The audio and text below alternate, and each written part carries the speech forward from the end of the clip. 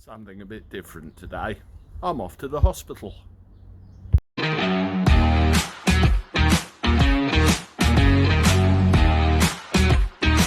How do everybody? Welcome back to the channel and my cab for a Tuesday. Hope you're all doing all right. Thank you very much for joining the party. It's certainly good to see you. Well, I said I'm off to hospital. Don't worry, it's not me. I've not broken anything. I'm actually taking a passenger there, picking her up in a couple of minutes, and then she's going up there for a COVID test and coming away and going back Wednesday, all being well, for some kind of operation. And I thought it would be a good idea to show you, at least from the outside, what's going on at one of the NHS hospitals instead of all the bullshit you see on the news telling us what we're supposed to believe. So I shall pick her up and drive up there, and then I'll come back on the camera and show you a little bit about what's going on around the place. All right, toodaloo for now. Well, that was bloody worth it. It was over so fast. I didn't get a chance to get anything. It was at the William Harvey Hospital in Ashford. They've got a private hospital next door to it. And I had to take the lady up there to go and do a COVID test. They got a little shed outside. You drive up and this little girl jumps out with a cotton bud on the end of a big stick, shoves it up the nose and the back of the throat, gives it a twirl around, says thank you very much, and runs back inside again, and that's the end of it.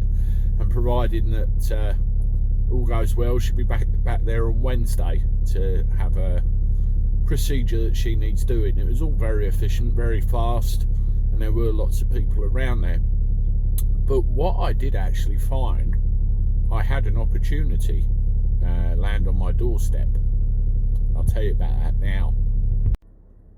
We are all too aware, aren't we, that there's a very, very big difference between dying of it and dying with it. We've heard this time and time again, over and over and over again, and you always have to wonder what effect that has on the figures overall. Well, it turns out this woman that I took to the hospital today is a registrar. You know, the type that deals with births, deaths and marriages. And we had a talk about, you know, her line of work. And I thought, I'm going to take this opportunity here to find out once and for all what the gist is with regard to death certificates. And I asked her the question. I said, if the old VINDA, and we'll call it that, so we stick with the Belfield code book, is a factor within 28 days of that person passing, does it have to go on their death certificate regardless?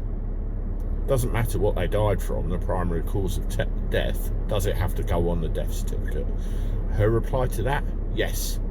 So I said, even if they get the clap and die, or they fall off a ladder and break their neck and die, regardless, if they've had the other within 28 days, then that goes on the certificate as well. Yes, is what she said. Can you imagine the massive impact that this has on the statistics that are rammed down our throat day in, day out? It is absolutely unbelievable. I rolled my eyes when she told me. I looked absolutely aghast. I'm not surprised, but I did look aghast. And she said to me that it's put on there, and the justification is it could have a factor in their ability to recover from what otherwise killed them. I think that's a load of old bollocks, personally. It's probably what, you know, they've all been convinced they've got to say, but I found that very interesting, getting clarification from the horse's mouth on that particular subject. Anyway, I'm going to bugger off. I'll see you all later with another video. This is Gabby Cabby signing off.